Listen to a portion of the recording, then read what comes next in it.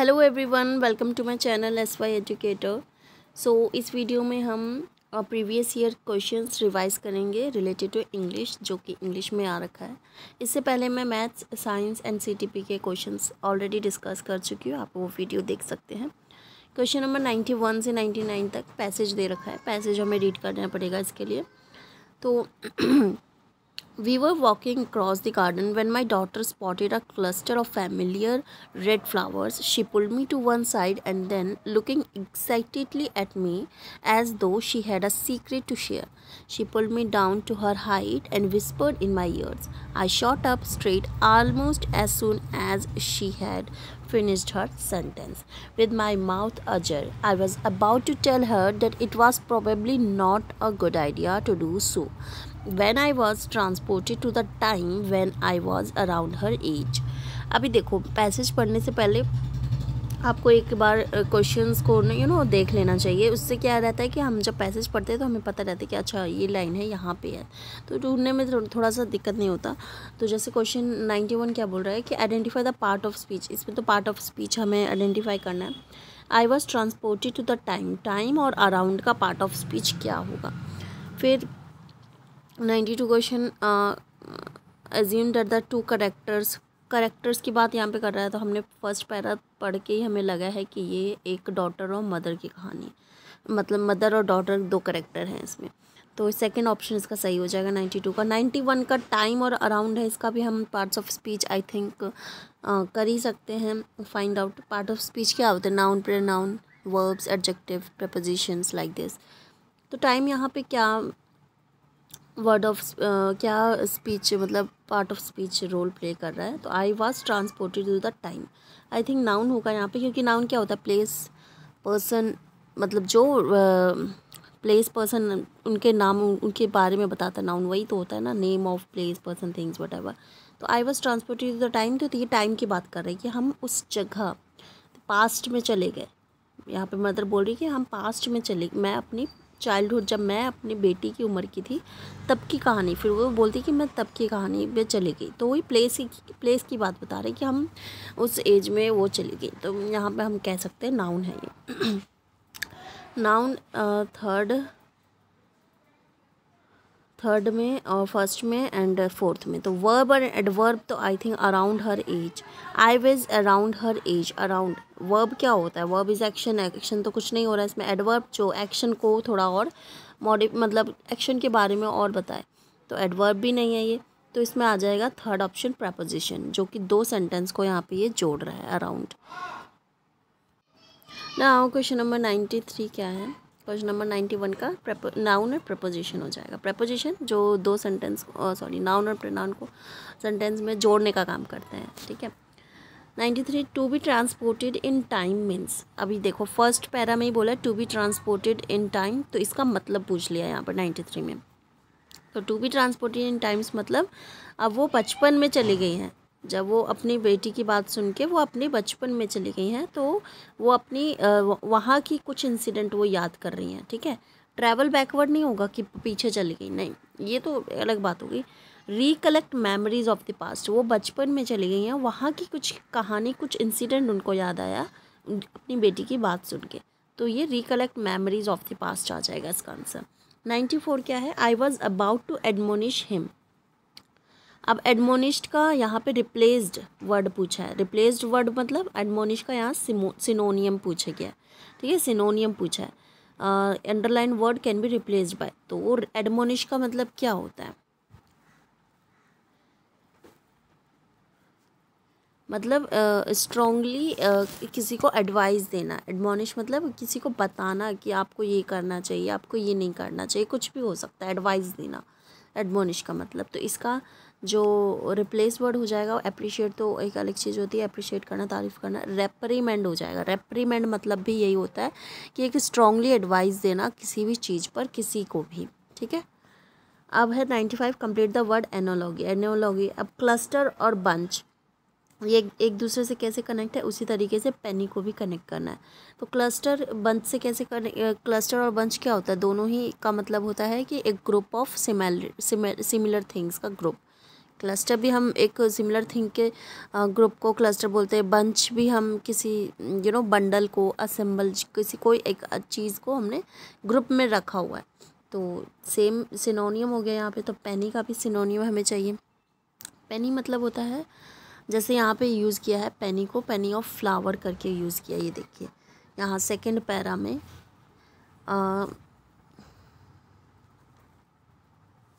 ये पेनी of flower, ठीक है। तो पेनी ऑफ फ्लावर मतलब फ्लावर की बात कर रहे हैं यहाँ पे। तो इसका मतलब हो जाएगा बहुत डेलिकेट, ठीक है, डेलिकेट, बहुत ही नाजुक वी कैन से, ठीक है।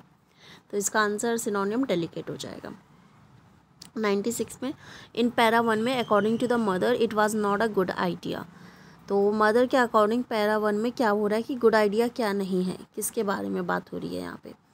तो taste sweet nectar from flower, read the ixora plant, walk in the garden the whole day long, walk along the pathway alone. तो थर्ड फोर्थ ऑप्शन तो बिल्कुल भी गलत हो जाएगा क्योंकि कोई सेंस इसमें नहीं बना रहा। रेड द एक्सोरा प्लांट ये भी गलत हो जाएगा। Test sweet nectar from flowers, flower को पिक करके उसमें से नेक्टर स्वीट जो नेक्टर होता है उसको टेस्ट करना, तो ये उसको गुड आइडिया नहीं लगता है मदर को, ये हो जाएगा। 97 to be dead tired, to be dead tired does not mean, यहाँ पे डज नॉट मीन की बात हो रही है कि टू बी डेड टायर्ड का मतलब क्या नहीं है, ठीक है। तो to feel too tired to walk, to be completely exhausted, to be exhausted, to be refreshed, तो ये इसका मतलब नहीं होगा। टू बी डेड टायर्ड का मतलब होता है बहुत ज़्यादा थक जाना, जिसमें फर्स्ट सेकंड और थर्ड में बिल्कुल सेम चीज़ बोल रहे हैं कि थक जाना, एग्जॉस्ट हो जाना, ठीक है। लेकिन फोर्थ में ऑप्शन में बोल रहे हैं रिफ़्रेश हो जाना, तो ये तो एंटोनियम हो गया। तो इसका मतलब टू बी डेड टायर्ड का मतलब ये नहीं होता, टू बी रिफ्रेश, ठीक है। 98 का आ जाएगा assertion the child was excited to share a secret with her mother. देखो फर्स्ट पैरा पढ़ के ही हमने इतने सारे क्वेश्चंस आई थिंक सॉल्व कर लिए।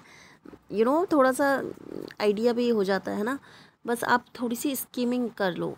पैरा जो आता है ना उसको थोड़ा सा ऐसे स्कीमिंग कर सकते हैं, आप ऊपर रीड कर सकते हैं और फिर क्वेश्चन आप एक बार अटेंड करेंगे तो अपने आप होने लगेंगे। Child was excited to share the secret with her mother, बिल्कुल सही है क्योंकि अभी हमने क्वेश्चन पैरा में ऊपर ही हमने पढ़ा कि चाइल्ड जो है बहुत ही एक्साइटेड है जब वो देखता है, तो चाइल्ड जो है एक्साइटेड होता है और वो excitedly admit though she had secret to share, बोलती है ना कि वो बहुत ही एक्साइटेडली मुझसे एक सीक्रेट शेयर कर रही है, तो चाइल्ड एक्साइटेड है, असर्शन तो सही हो जाएगा। Mother was an disbelieve and went down memory lane, mother एक डिसबिलीव में है और एक मेमोरी लेन में, मतलब एक दूसरी अपनी इंसिडेंट उसको याद आ जाता है, तो ये वाला क्या इसमें हो जाएगा ऑप्शन। दोनों ही सही है कि एक तो एक्साइटेड तो है चाइल्ड और फिर मदर जो है एक डिसबिलीव है उसको, और वो एक अपनी ही मेमोरी में चली जाती है, अपनी चाइल्डहुड की मेमोरी में चली जाती है, तो डाउन मेमोरी लेन मतलब यही होता है। एंड लेकिन हाँ फोर्थ ऑप्शन हो जाएगा कि दोनों ही सही है और आर जो है करेक्ट एक्सप्लेनेशन है ए का। सेंटेंस रीड करना है। The writer is traumatised by the memory of her childhood. The daughter's secret bring back nostalgic memory of the school days. The writer wants her child to be connected to the sweet pleasure of nature. तो A option इसमें I think incorrect हो जाएगी कि इसमें ऐसा कुछ भी नहीं है कि वो चाइल्डहुड मेमोरी से वो ट्रोमेडाइज हो रखी है राइटर, आई मीन थोड़ा सा उसको इंसिडेंट याद आ गया बट वो ट्रोमेडाइज नहीं हो रखी है। सेकंड हो जाएगा ठीक है, डॉटर के जो सीक्रेट है वो उसको उस स्कूल डेज़ की मेमोरीज़ में मदर को लेके जाती है, जो डॉटर उसको सीक्रेट शेयर करती है। तो राइटर जो है वो जो है वांट्स हर चाइल्ड, वो अपने चाइल्ड को चाहती है कि वो एक स्वीट प्लेजर, नेचर के स्वीट प्लेजर से कनेक्ट करे। तो इसका ऑप्शन हो जाएगा A is incorrect and B and C is correct. तो option number 4 B and C is correct and A is incorrect. अब इसमें आ जाएगा 100 से 105 तक है एक पोएम भी आप एक बार रीड कर लीजिएगा। My tea is nearly ready and the sun has left the sky. Actually मैं ऑलरेडी रीड कर चुकी हूँ, क्वेश्चन में सॉल्व कर चुकी हूँ, तो मैं इसके आपको आंसर बता देती हूँ, आप एक बार रीड करके खुद ट्राई कीजिएगा। 100 क्वेश्चन है why does the poet consider himself to be fortunate. यहाँ पे पोएट जो है खुद को फॉर्चुनेट क्यों कंसिडर कर रहा है, तो इसका आंसर है he has light at night by his door, मतलब अपने डोर पर से वो अपना लाइट करता है देखता है, ठीक है, रात को, ऐसा कुछ मतलब सीन है, ठीक है। 101 में है the sun has left the sky, इसका मतलब क्या है? तो sun has left the sky का मतलब होता है इवनिंग के टाइम ही जो सन स्काई को लेफ्ट करता है, इवनिंग के टाइम, है ना। तो fourth option it is evening time. 102 का है the poet occasionally has a light outside his door, the poet want to be a banker like his father when he grow up, the poet is fascinated by the lamplighter profession। तो इसका option third हो जाएगा, A B is incorrect and C is correct. C जो poet है वो lamp lighter के profession को लेके बहुत फैसिनेट, बहुत ही अच्छा लगता है उसको। वो he don't want to be a banker like his father, नहीं। तो ए एंड ऑप्शन बी जो है इनकरेक्ट है, C is correct.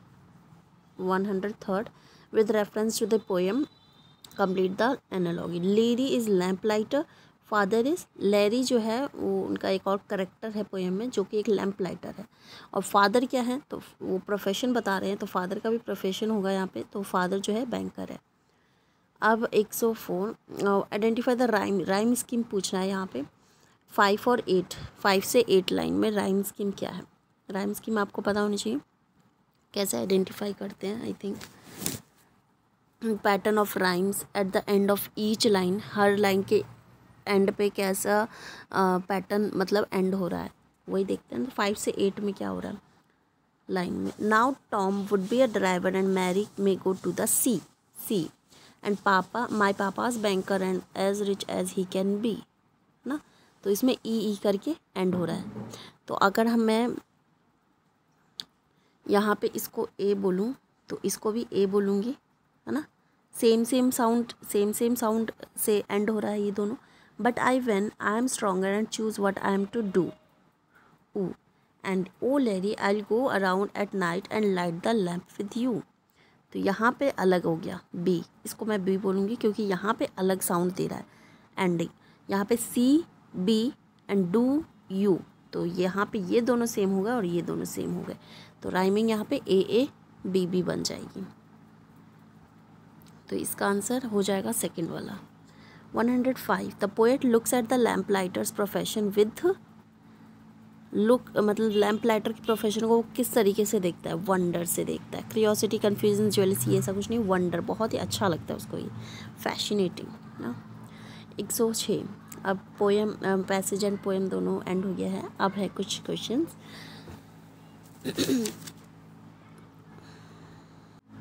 So question number 106 है Malayalam spoken bye a particular community in Kozhikode is slightly different from the Malayalam spoken by other in the same place। Malayalam की ही बात हो रही है, place के डिफरेंट प्लेस की बात हो रही है। इसमें बोल रहे कि Malayalam spoken by particular community, कोझिकोडी पे एक मलयालम बोली जाती है, वो जो है थोड़ा सा अलग है। जो कोझिकोडी में मलयालम बोली जाती है वो थोड़ी सी दूसरे प्लेसेस से, अदर प्लेसेस से थोड़ा सा अलग बोला जाता है। तो जो मलयालम जो उस पर्टिकुलर कम्युनिटी जो यहाँ पे बोली जा रही है तो वो क्या है, तो किस तरीके की ये मलयालम हो जाएगी? तो 2 वैराइटीज़ ऑफ मलयालम ऐसा नहीं कह सकते हम।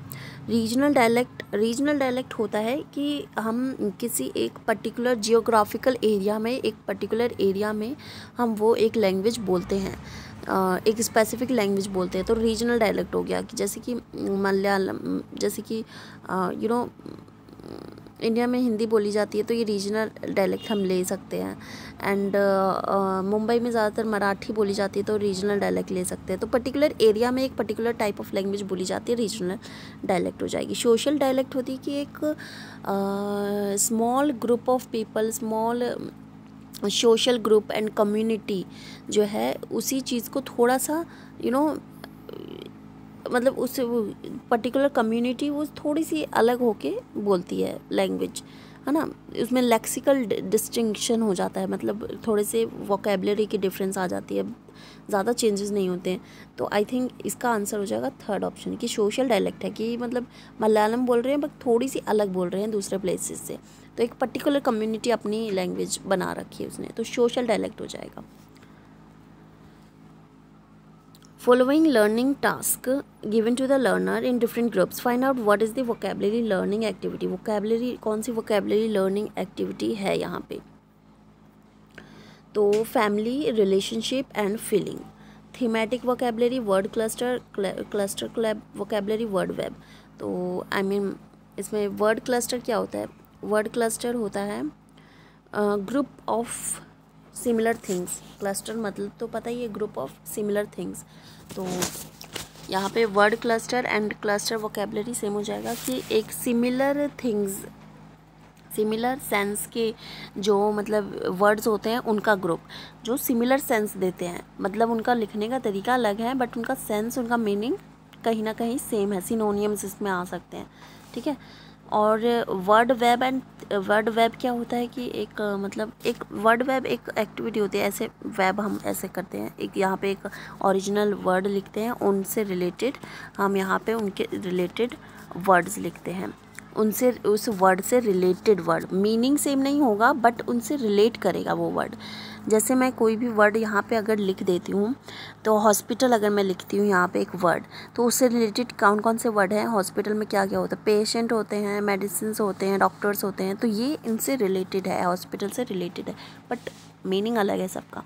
वर्ड वेब होता है। थीमेटिक वोकेबलरी होती है कि ग्रुप ऑफ वर्ड्स जो कि एक रिलेटेड स्पेसिफिक थीम शेयर कर रहे हैं, स्पेसिफिक थीम, ठीक है, familiar to the learner.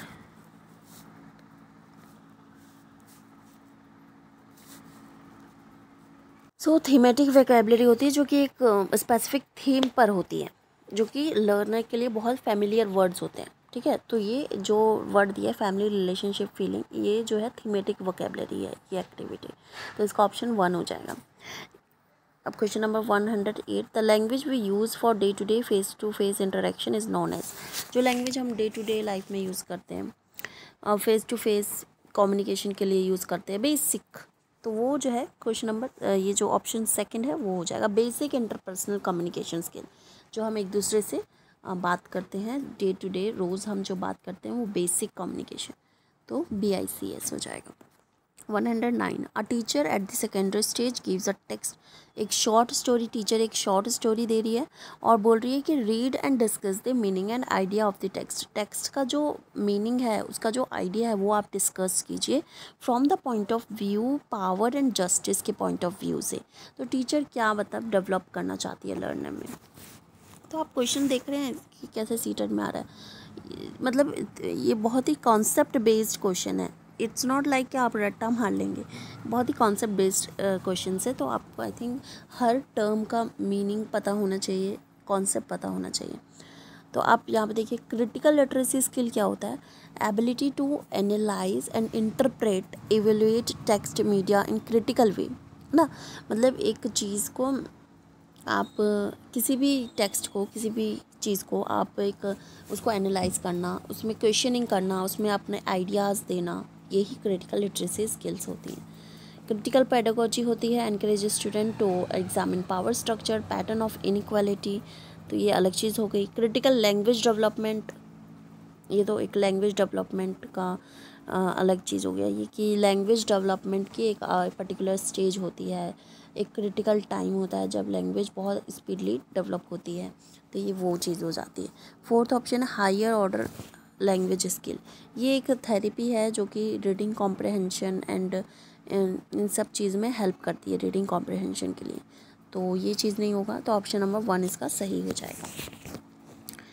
110 procedural knowledge in the teaching learning grammar. जब ग्रामर हम टीच कर रहे हैं, लर्न कर रहे हैं, या फिर है ना, जब टीचिंग लर्निंग प्रोसेस हो रहा है ग्रामर से रिलेटेड, तो उसमें प्रोसीजरल नॉलेज क्या है।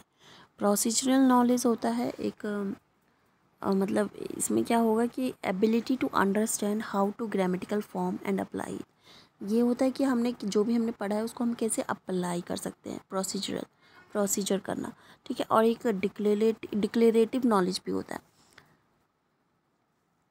एक डिक्लेरेटिव नॉलेज भी होता है इसी चीज़ में, मतलब कोई भी चीज़ अब अगर हम पढ़ रहे हैं तो ये इसका उल्टा हो जाता है डिक्लेरेटिव नॉलेज।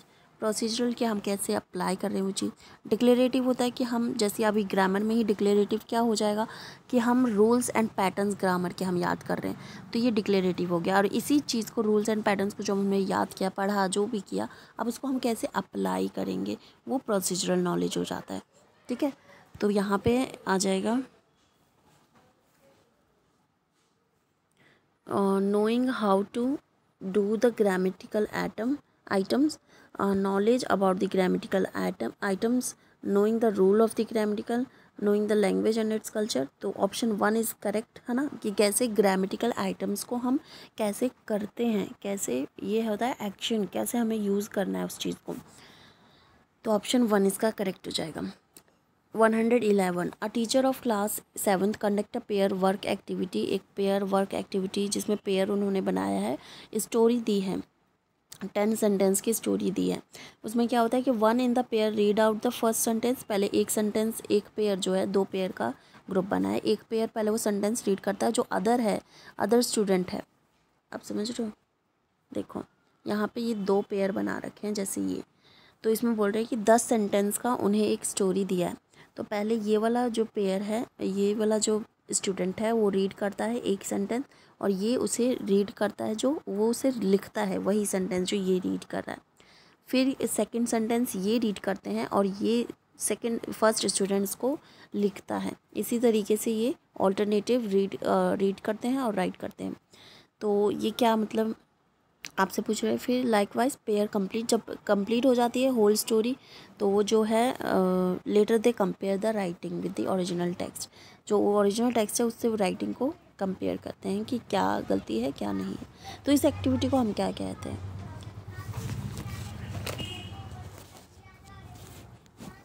तो इस एक्टिविटी को हम व्हाट द हेल, इस एक्टिविटी को हम आंसर नंबर 4 हो जाएगा, म्यूचुअल डिक्टेशन कहेंगे। म्यूचुअली डिक्टेट कर रहा है एक बंदा, एक स्टूडेंट डिक्टेट कर रहा है, दूसरा उसको राइट कर रहा है, राइट। सो ये हो जाएगा म्यूचुअल डिक्टेशन।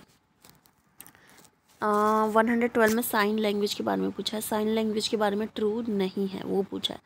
तो sign language has many varieties, बिल्कुल सही है। साइन लैंग्वेज की बहुत वैराइटीज़ होती हैं कि इंडिया में साइन लैंग्वेज अलग है, ब्रिटिश की साइन लैंग्वेज अलग है, ब्रिटिश साइन लैंग्वेज करके है BSL, अमेरिकन साइन लैंग्वेज करके है एक वैरायटी है ASL, ठीक है। ये वैराइटीज़ होते हैं साइन लैंग्वेज में। तो बिल्कुल फर्स्ट ऑप्शन सही है कि बहुत वैराइटीज़ होती हैं साइन लैंग्वेज में। सेकेंड ऑप्शन हो जाएगा sign language is a natural language. बिल्कुल नेचुरली हम इसको अडेप्ट कर सकते हैं, नेचुरल लैंग्वेज है। Sign language does not have a grammar, no, ये गलत हो जाएगा कि साइन लैंग्वेज के पास ग्रामर नहीं। साइन लैंग्वेज का भी अलग ग्रामर होता है, अलग वोकेबलरी होती है, उनके भी अलग सिंटेक्स है साइन लैंग्वेज के, ठीक है। तो 4th सही हो जाएगा, सेकंड सही है। ये थर्ड ऑप्शन इसका नॉट ट्रू हो जाएगा, जो कि हमें क्वेश्चन में पूछा है, नॉट ट्रू ही पूछा था। तो इसका आंसर हो जाएगा 3rd, ठीक है। 113 which one of the following true of the 3 language formula. 3 language formula जो NEP ने दिया है NEP 2022 में, कि मतलब सारे इंडियन स्टूडेंट्स को नेसेसरी है एटलीस्ट 3 लैंग्वेज लर्न करना। तो इसमें 3 लैंग्वेज में क्या है, फर्स्ट लैंग्वेज उनकी होती है मदर टंग होनी चाहिए, जो भी उनकी मदर टंग है, मे बी कुछ भी हो सकती है, ठीक है। तो फर्स्ट में तो मदर टंग, सेकंड में उनकी होम लैंग्वेज, सेकंड उनकी होम लैंग्वेज हो जाएगी, थर्ड उनकी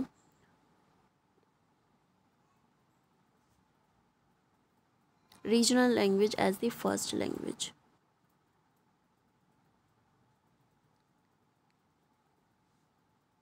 ओके, तो ऑप्शन नंबर 1 इसका करेक्ट हो जाएगा, मदर टंग, होम लैंग्वेज और फिर regional language as the first language. जो भी उनकी रीजनल लैंग्वेज होगी वो उनकी फर्स्ट लैंग्वेज होगी, ठीक है। फिर सेकंड लैंग्वेज उनकी जो भी, ये इनका रूल है। 140 में रेमेडियल टीचिंग के बारे में पूछा है। तो रेमेडियल टीचिंग क्या होता है, पहले तो यही पता होना चाहिए। इसमें पूछा है किसके लिए होता है, बट रेमेडियल टीचिंग क्या होता है कि करेक्टिंग टीचिंग, हम इसे भी रेमेडियल टीचिंग को हम करेक्टिंग टीचिंग भी कहते हैं, जो कि स्टूडेंट्स को हेल्प करता है, जो स्टूडेंट स्ट्रगल कर रहे होते हैं सब्जेक्ट को और टॉपिक को रिलेटेड, है ना, जो वो इस मतलब क्लास में नहीं समझ पाते हैं, तो उनको स्पेशल क्लास दी जाती है। रेमेडियल टीचिंग ये वही होती है कि जो वो पीयर्स के साथ नहीं समझ पा रहे हैं वो पर्टिकुलर सब्जेक्ट, पर्टिकुलर टॉपिक, तो उनके लिए एक अलग क्लास अरेंज करना। तो ये किनके लिए होती है remedial teaching, is for learner who need attention on certain aspect of language learning. तो ऑप्शन 3rd हो जाएगा इसका। Learner and no no no no, option third नहीं होगा इसका। नहीं, ऑप्शन नंबर थर्ड ही हो जाएगा। लर्नर्स और टीचर्स दोनों के लिए होता है कि वो अंडरस्टैंड करें, मॉडिफाई करें अपनी टीचिंग लर्निंग स्ट्रेटजीज़ को, टीचर्स के लिए, है ना, जो वो लर्नर्स को और अच्छे से अटेंशन दे सकें। रेमिडियल टीचिंग लर्नर्स टीचर्स के लिए होता है। 115, a method of teaching in which a teacher and 4 students form a collaborative learning group, different roles, मतलब कोलैबोरेटिव लर्निंग ग्रुप। यहाँ पे 4 स्टूडेंट्स है, एक टीचर है। डायलॉग अकर होते हैं, content of the text passage, उनका वहाँ पे डायलॉग अकर होता है, और वो जो है क्रिएट करता है जोन ऑफ प्रॉक्सिमल डेवलपमेंट, जिसमें रीडिंग कॉम्प्रहेंशन उनकी इम्प्रूव हो रही है। ठीक है, तो ये मेथड क्या है? ग्रामर ट्रांसलेशन मेथड नहीं होगा, क्योंकि ये ग्रामर ट्रांसलेशन मेथड एक ट्रेडिशनल मेथड है जिसमें ग्रामर रूल्स याद कराए जाते हैं एंड इंग्लिश को, मतलब जो भी टारगेट लैंग्वेज है उसको उसकी मदर टंग में ट्रांसलेट करके सिखाया जाता है। तो ये आई थिंक होता है। रेसिप्रोकल टीचिंग होगा, जो कि रीडिंग कॉम्प्रहेंशन को इम्प्रूव करने के लिए होता है। बिल्कुल सेम होता है, ग्रुप बनाया जाता है, उसमें रोल्स दिए जाते हैं, डायलॉग्स दिए जाते हैं। ठीक है, तो ऑप्शन नंबर सेकंड इसका करेक्ट हो जाएगा। 116, a language teacher tells a story in English and ask learner to work in a group to tell the story in the language known to them and then in the common language of the classroom. What is the pedagogical strategy known as? तो इसमें क्या बोल रहे हैं, एक teacher है वो story English में बताती है और लर्नर को बोलती है कि वो अपनी स्टोरी में, अपनी लैंग्वेज में वो स्टोरी को बताए, है ना, एक कॉमन लैंग्वेज में बताए फिर क्लासरूम में। तो यहाँ पे वो क्या पेडागोजिकल स्ट्रेटजी यूज़ कर रही हैं टीचर? ट्रांस लैंग्वेजिंग नहीं, मल्टी लैंग्वेज पॉलिसी भी नहीं होगा, लैंग्वेज एक्विजिशन नहीं, इसमें मल्टी लैंग्वेज टीचिंग हो जाएगा, I think so. Okay, multi language teaching तो हो गया कि आप डिफरेंट लैंग्वेजेस आपको पढ़ा रहे हैं। लैंग्वेज एक्विजिशन नेचुरली जब हम कोई भी लैंग्वेज एक्वायर करते हैं। ट्रांस लैंग्वेज होता है कि हम किसी भी पर्टिकुलर लैंग्वेज को ट्रांसलेट कर रहे हैं।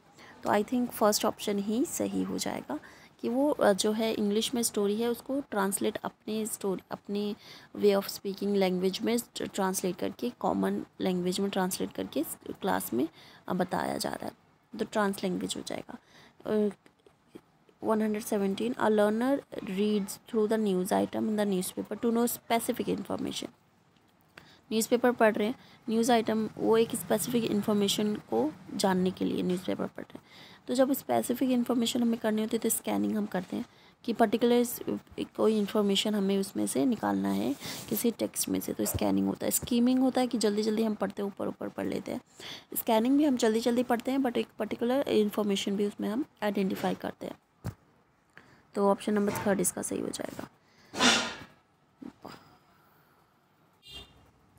तो इंटरलिंग्वल आइडेंटिफिकेशन क्या होता है कि जब ये एक लिंग्विस्टिक ट्रांसफ़र होता है, जब कोई भी एक अपनी सेकंड लैंग्वेज लर्न करता है, कोई भी लर्नर सेकंड लैंग्वेज लर्न करता है, उसमें साउंड प्रोड्यूस करता है अपनी नेटिव लैंग्वेज कैटेगरी का। ठीक है, तो इसमें क्या होता है कि learners judgment that something in the native language and something in the target language are similar. So option number 1 इसका करेक्ट हो जाएगा। Question number 190. Shreya is a class 6 learner who moves from the Jalandhar in Punjab to Madurai in Tamil Nadu as her father has been transferred. Jalandhar से मदुरई तमिलनाडु में आई हैं, transfer हो गया है। She knows Punjabi as her mother tongue and English language she studies as her second language in school. Mother tongue Punjabi and second language उनकी, मतलब second language उन्होंने English learn की है। She is able to speak and read Tamil learning from her neighborhood. So which one of the following statements true based on the language she knows? Her Punjabi and Tamil come under language acquisition and English come under language learning. ये हम कह सकते हैं because Punjabi वो तो mother tongue होगी, तो वो तो एक्वायर ही किया होगा उन्होंने, नेचुरली पंजाब से हैं। तमिल उन्होंने इसमें बताया है कि उन्होंने तमिल जो है अपने नेबरहुड से सीखी है। ठीक है, वो बोल पाती हैं, रीड कर पाती हैं थोड़ा थोड़ा तमिल, नेबरहुड से उन्होंने सीखी है, तो ये भी उन्होंने नेचुरली एक्वायर किया है। इंग्लिश उन्होंने सीखी है स्कूल में, सिंपल बोल रहे हैं कि जो इंग्लिश लैंग्वेज है उन्होंने सेकेंड लैंग्वेज स्कूल में स्टडी की है, तो ऑफ कोर्स इंग्लिश जो है लैंग्वेज लर्निंग के अंडर आ जाएगा। तो option number 1 is correct. Option number 2 क्या है, हर Tamil come under language acquisition, English Punjabi come under language learning, no, गलत। All 3 language Punjabi are language learning, no. Language learning होता है कि एक पर्टिकुलर हम उनका ग्रामर पढ़ते हैं, सिंटेक्स पढ़ते हैं, रूल्स रेगुलेशन पढ़ते हैं। एक्विजिशन एंड लैंग्वेज एक्विजिशन होता है कि हम वो नेचुरली एक्वायर कर लिया हमने एनवायरनमेंट से, ठीक है। हर English come under language acquisition Punjabi तम। Option number 1 is correct. 120 question, which of the following is not purpose of extensive reading. Extensive reading का पर्पस नहीं है। एक्सटेंसिव रीडिंग क्या होता है, to help student improve their reading skills. जैसे कि extensive reading होता है कि रीडिंग स्किल्स में इम्प्रूवमेंट, उनकी स्पीड बढ़ती है, फ्लुएंसी बढ़ती है, ठीक है, ज़्यादा कॉन्फिडेंट होते हैं एक्सटेंसिव रीडिंग से, मोटिवेट होते हैं। तो इसमें क्या पर्पस नहीं होता है एक्सटेंसिव रीडिंग का, तो रीडिंग फॉर एप्रिसिएशन बिल्कुल सही है। एप्रिसिएशन मोटिवेशन मिलता है एक्सटेंसिव रीडिंग से, उनकी रीडिंग बढ़ती है। तो रीडिंग फॉर एक्सट्रापोलेशन बिल्कुल सही है। Reading for learning grammar, no. Reading for pleasure बिल्कुल सही है। तो ऑप्शन नंबर 3 इसका सही हो जाएगा कि ग्रामर पढ़ने के लिए रीडिंग नहीं करते हैं, रीडिंग प्लेजर के लिए पढ़ते हैं, एक्सट्रापोलेशन के लिए, एप्रिसिएशन के लिए, जो भी, ठीक है, ये एक्सटेंसिव रीडिंग का पर्पस होता है। सो इस वीडियो में इतना ही। Thank you so much for watching this video, and if you like this video, please share, like and subscribe my channel.